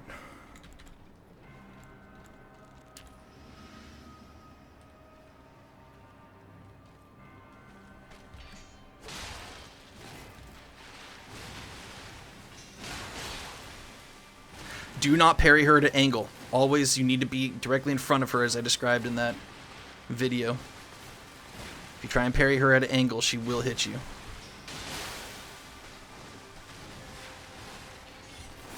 See? It's always followed up by the triple spark. It's much easier to parry. The slow twirl.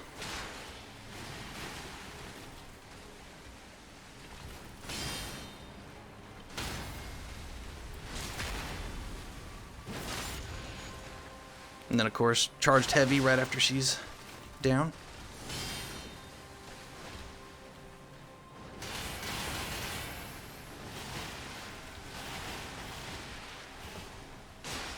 Whoa, whoa, whoa. That was weird. That should not have happened. I don't know if that was my game lagging out or what that was. She normally does not poise through a heavy attack like that. That was really weird. That's what I mean by hyper poise. She can just decide to, you know what? It doesn't matter what you're attacking me with. I'm just going to poise through it and do what I want. That's hyper poise right there. So yeah, it's vicious and it sucks. So, oh crap. See, I'm so used to dodging her that I forget some of her parry openings and I dodge them instead, like that. So I apologize. I'll try and do as many parries as I can.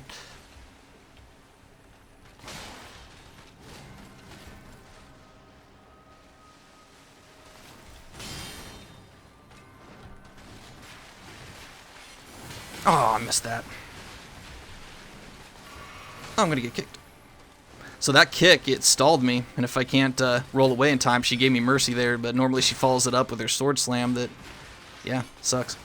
Sorry guys, I'm dodging her a whole bunch because it's muscle memory, the way I fight her. Keep letting these parry openings go by, I apologize.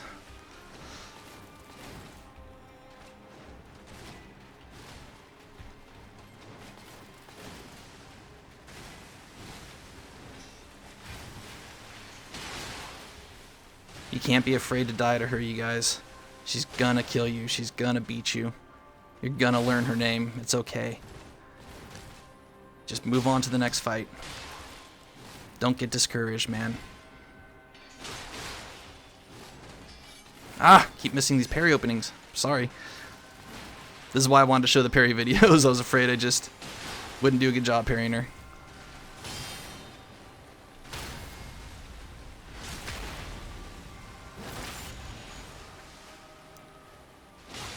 And see how fast we've gotten her down to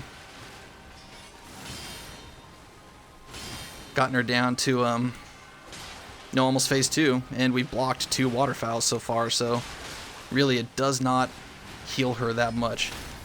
It really doesn't, you guys. And notice that even though I reposted her for 1700, she's not in phase 2.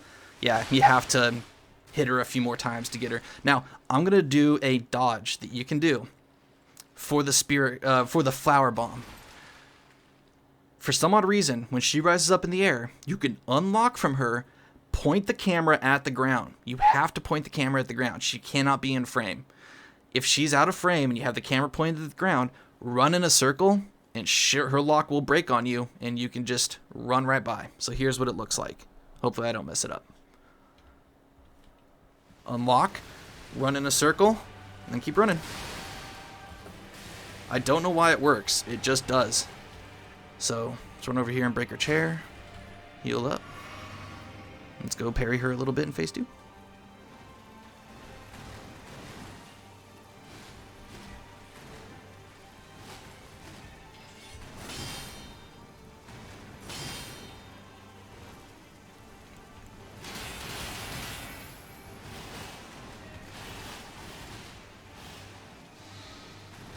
Oops, that was parry. That was parry too. That was parry too. Man, they suck.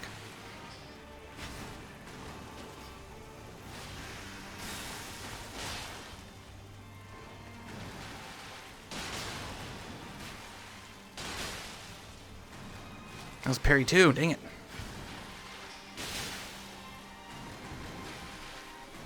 Got her. Ooh, that was just dagger. Alright, we're getting close to phase 2. Let's try and get a spirit clone where we can run away from it. Oop, that was parry.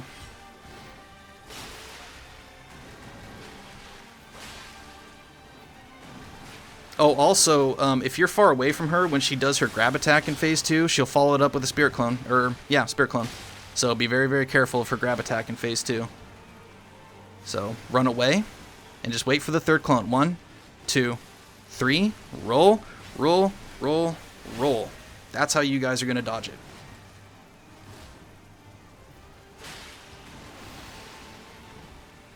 Roll. And then run and jump. That's it, you guys. We have pretty much gone over everything. After this, I'm going to try a couple of up-close waterfowl dodges, but I am horrible at it. I'm just going to try and attempt a few just to say that, you know, I didn't do this detailed walkthrough without trying it. Of Malenia, I mean.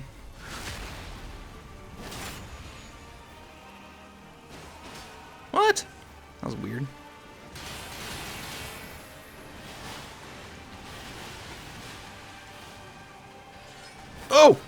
Oh!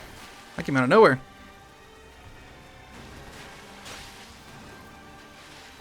See, I was far away from her on that, so she flew at me instead of slamming. Close on this, so she'll slam.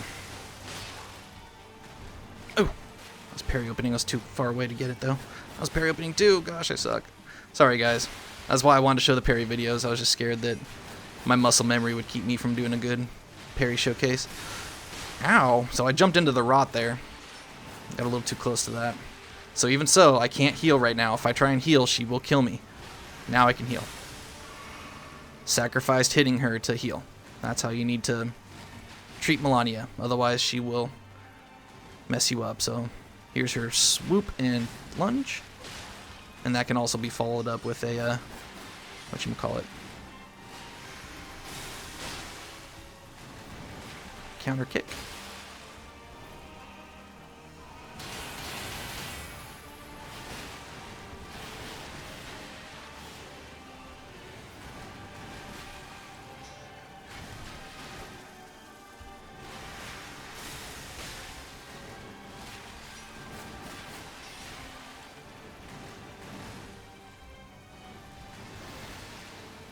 Oh man, I should have showed you. Okay. Let's see if we can get her to do one more flower bomb. If you're close to her when she does it, you can just circle around underneath her, and she'll completely miss you. So let's see if we can get another one out of her.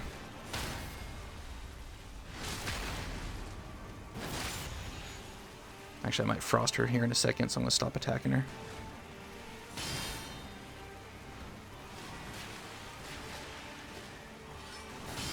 See?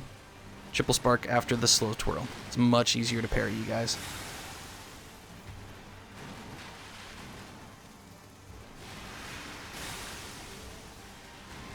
So you can just run around her.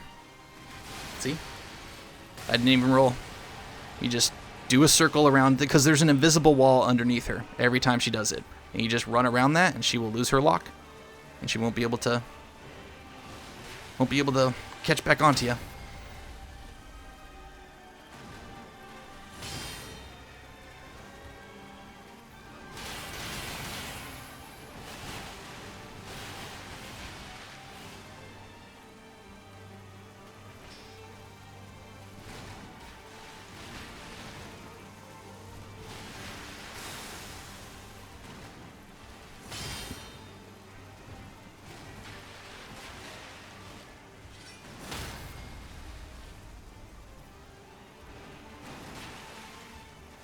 Ooh! See, if I tried to have parried that, I would have missed.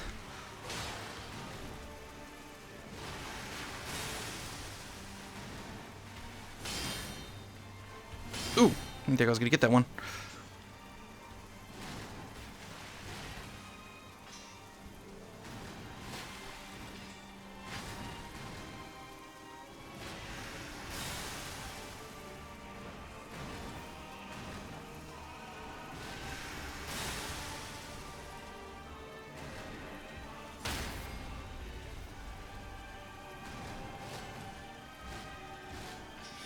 Hope this gives you guys an idea of how to fight her. I hope this helps. Took a lot of work learning how to do this. It's going to take you a lot of work too. Be patient. Have fun. If you guys don't have fun fighting her, this is going to be a torturous, torturous time. Don't blame her. Don't blame the game. Figure out what you're doing wrong. Beat her. Master her. You can do this. Owie! Don't be afraid to make mistakes. Even as well as I know her, I make mistakes all the time. She will tool me up unforgivingly.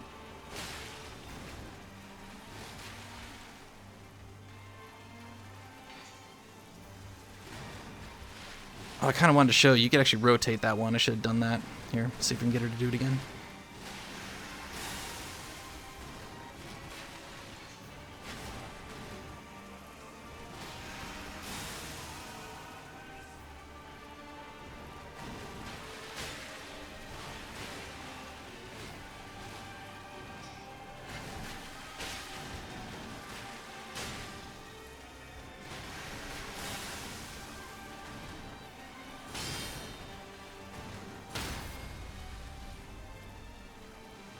See? Rotate around her. There you go. So if you're up close and she rises up for that, just rotate around her. She'll miss you every time.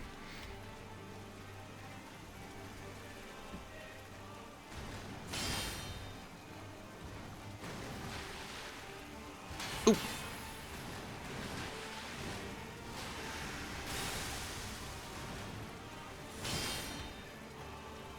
So, rotate around her. See? Misses.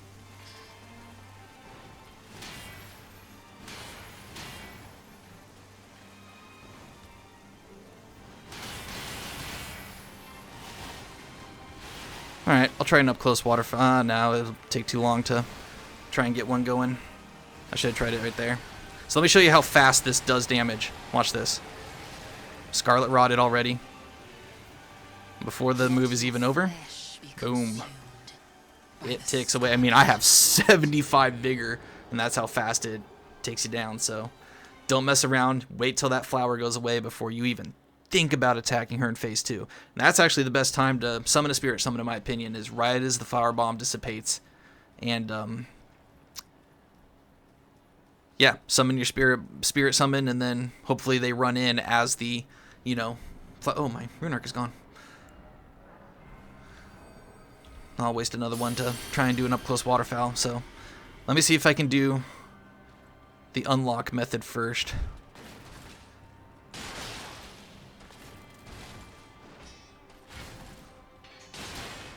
Remember, I'm really bad at this, so I'm probably going to die here.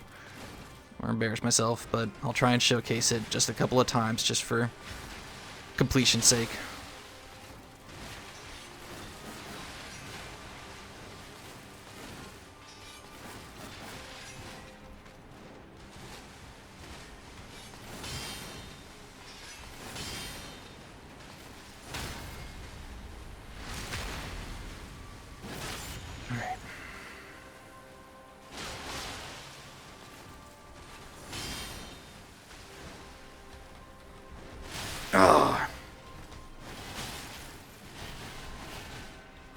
That's what it looks like, but I messed it up. But that's how you dodge the up-close waterfowl. It is just absolutely brutally hard to do, and it's going to take you tons of practice. See if I can get another one.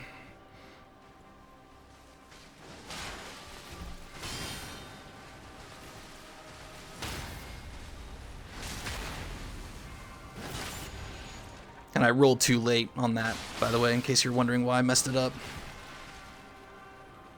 I had the right timing and the right movements down, but I messed up the roll, or the timing for the roll. Did it too late, and she caught me.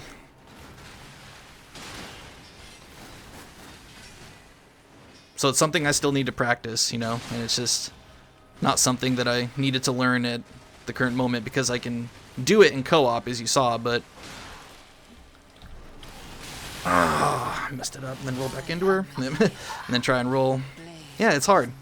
It's extremely hard, even for somebody that knows her as well as I do.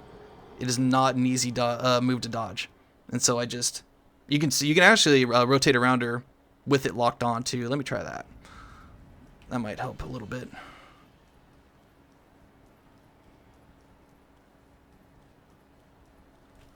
Wonder why I can't use the shield.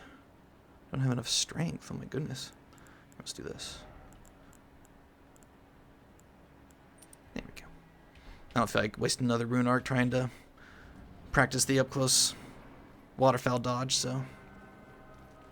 When you remained unlocked, it's going to feel weird because the camera's going to follow you. And so because the camera follows you, it just, yeah, it's really, really tricky to get used to.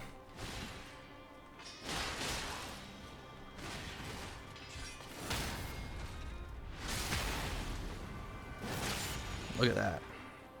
So let me try it locked on.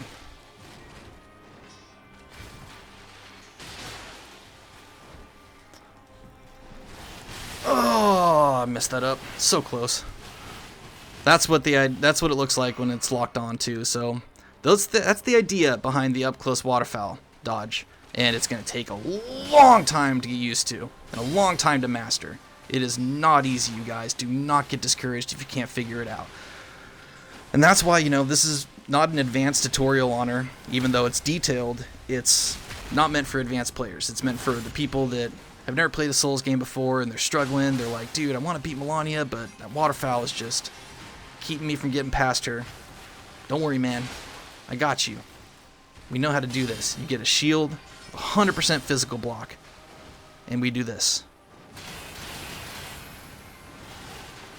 Look at that. Look at how easy that is. Done. Not a single HP lost. She gains a little bit back, but it's worth it, because we're better than her. That's right. What's up? Alright, you guys. That is everything I have to show on Malenia, the Blade of Miquella. We've gone over everything that she has to offer up in battle. So I hope this breakdown will give you the knowledge that you need to finally overcome her. Since we're done talking about strategy and you've seen me defeat her a few times over, I want to do 2 more things before we end this video and have one last battle with her. So let's go ahead and sit down.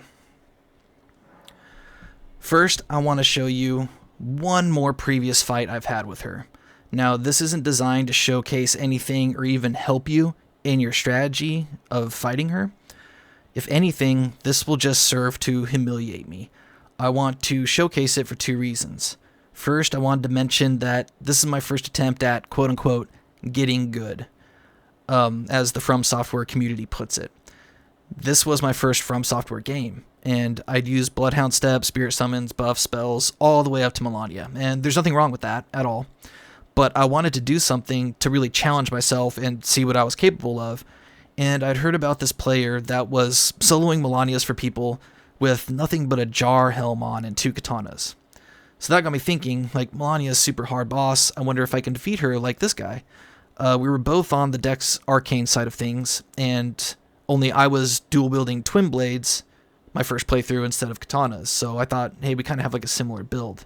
So I put the Imp Wolf Mask helmet on for stamina, and I dropped all my armor, the rest of my armor, spirit summons, spells, buffs, and I just went in and fought Malenia with just dodges and jump attacks. It took me, excuse me,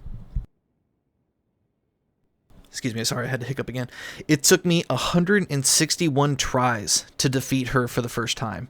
It took me 3 days to get that first victory, and I loved every minute of it. I loved her fight so much. I put my co-op sign down, and I've been fighting her ever since.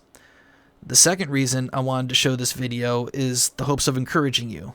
All this, knowledge and quote-unquote skill I have fighting Malenia didn't come from defeating her over and over, and it didn't just, magically appear. I didn't just realize I have a natural ability to fight Malenia. The exact opposite. I know Malenia this well because I have died to her nearly 5,000 to 6,000 times, and it's because of these deaths I figured out what I can and cannot do in her fight. In this, you'll see how many mistakes I made, how panicked I was, how sloppy I was, and that I barely defeated her the first time. Getting to this level I'm at now takes dedication and work, and will only come if you love fighting her. When you die to her, don't blame her. Don't say the game's broken or cheating. Just simply say, okay, that didn't work. What did I do wrong there? And what can I do differently? Every time you die, you know something that does not work. And thus, each time you die to her, you're a death closer to victory.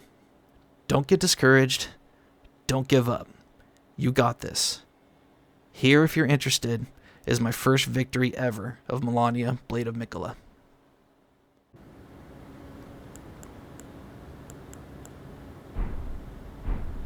Alright, you guys. This is the first time I ever defeated Malenia, the Blade of Miquella. This was my 161st attempt.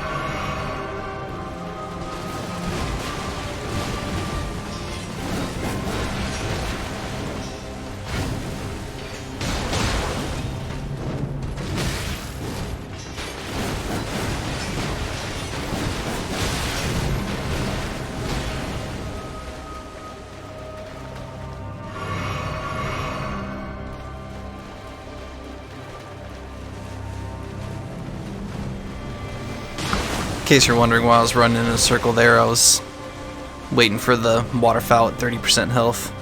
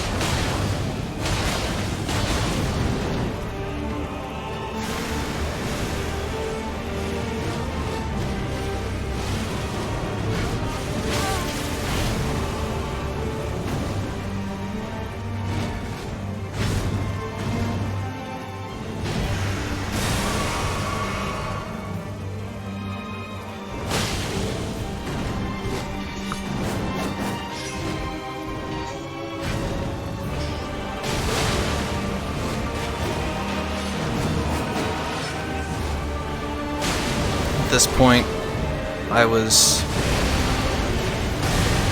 my entire body was shaking at this point, because I felt like a bleed was coming up. And this was it. The very first time I ever beat Malenia. Alright, you guys, I'll meet you back at the site of grace, and we'll defeat Malenia.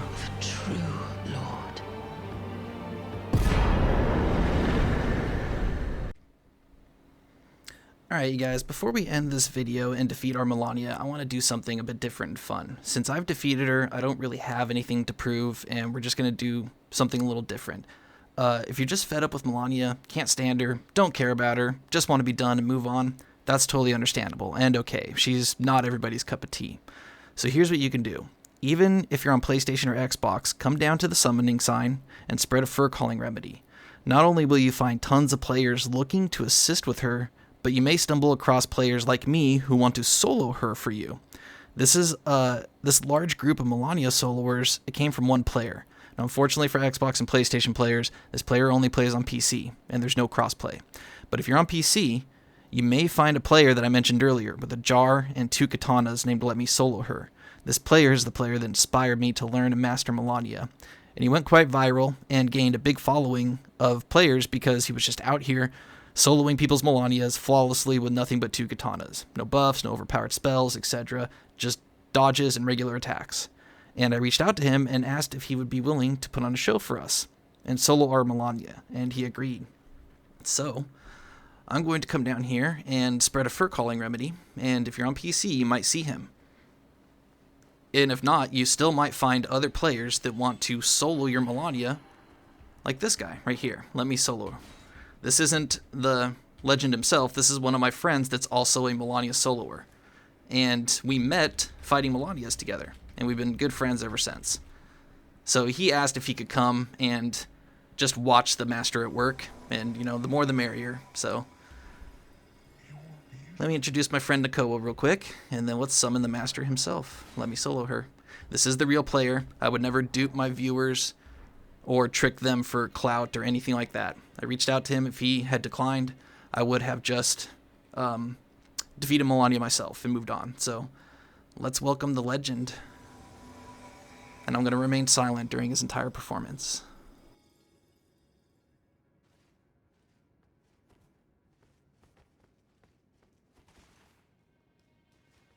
Of course, let's buff up our summon before we go in. It's always nice to do this for your fellow gamers that are helping you out. And of course, the most important buff of all. Let's go.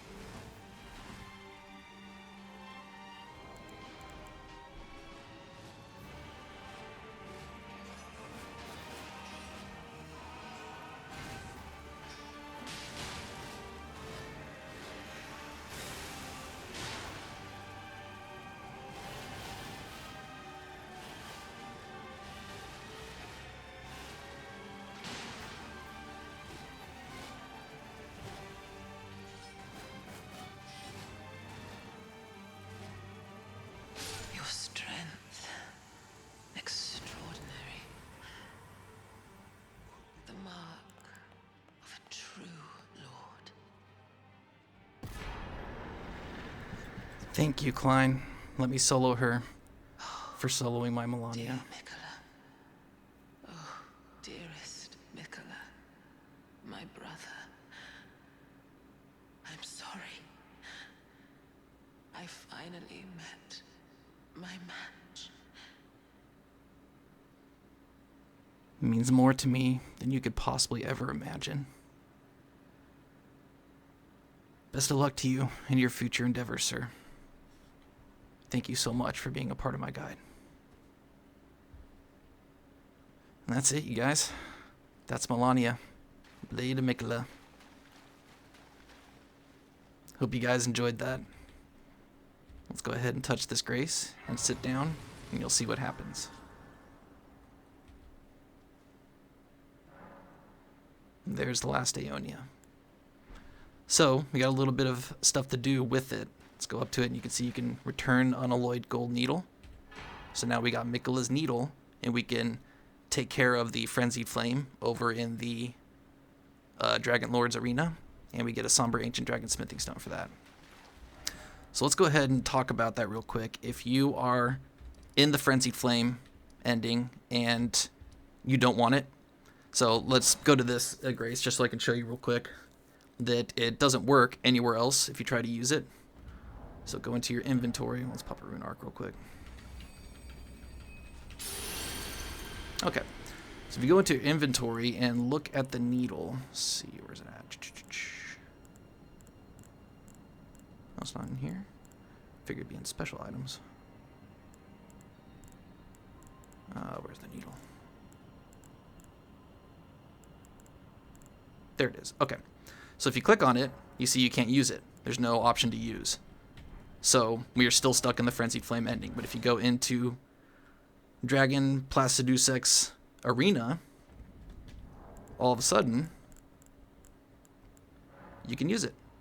And if you click use, it'll give you an option yes or no. Then you click yes, and then it will quell the Frenzy Flame, and all of the other endings will open back up, and you are out of the Frenzy Flame ending. Now, if you burn the tree with the Frenzy Flame, Melina will still be mad at you for taking this, and she won't be in any of the endings, and she might actually have some dialogue where she'll talk about finding you and taking you out. But if you let her burn it, and then you get the Frenzy Flame ending, you won't hear her dialogue because she's already gone. So just a little tidbit about Melina and the ending and the different dialogues you can get from that. But before we end this episode, let's go turn on Malenia's Rune. And that's done by going to this Divine Bridge right here. There's going to be a portal that's going to take us over to her Divine Tower.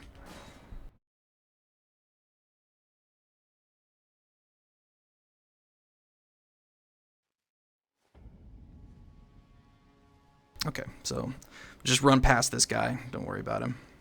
It'll take him too long to get up and hurt us before we go through the portal.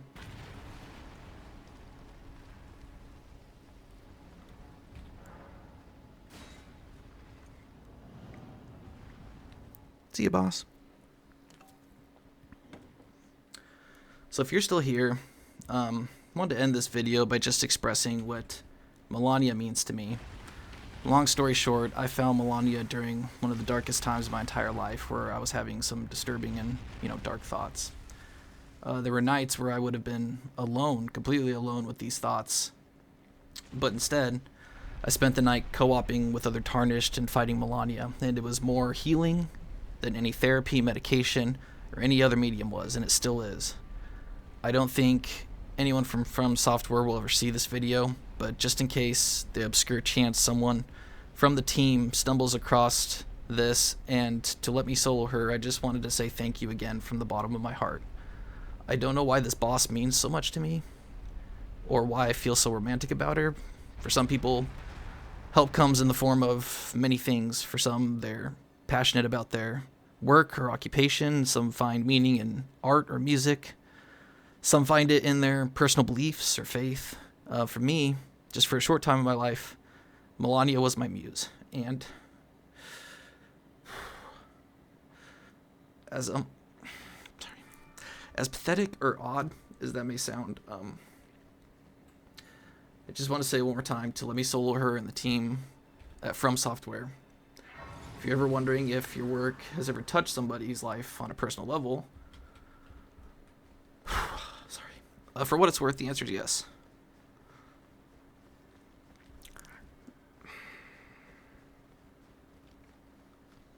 This is my next tattoo. Is this great rune symbol right here.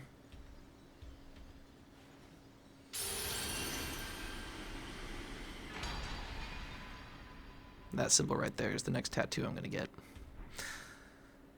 So, for those following the walkthrough, I'll meet you beside the Great Bridge over here in Farm Azula. Meet you right here beside the Great Bridge. And then we're going to defeat the boss of the dungeon and that we left waiting. And then to anyone who stopped by just for Malenia, just for the Malenia tutorial, I just want to thank you for being here from the bottom of my heart. So for those following the guide, I'll meet you over in Farm Azula. To anyone else that stopped by for Malenia, thank you so much for being here. Until the next one, be kind to yourselves, be kind to each other. The world really, really needs it. I love you guys. I'll see you later.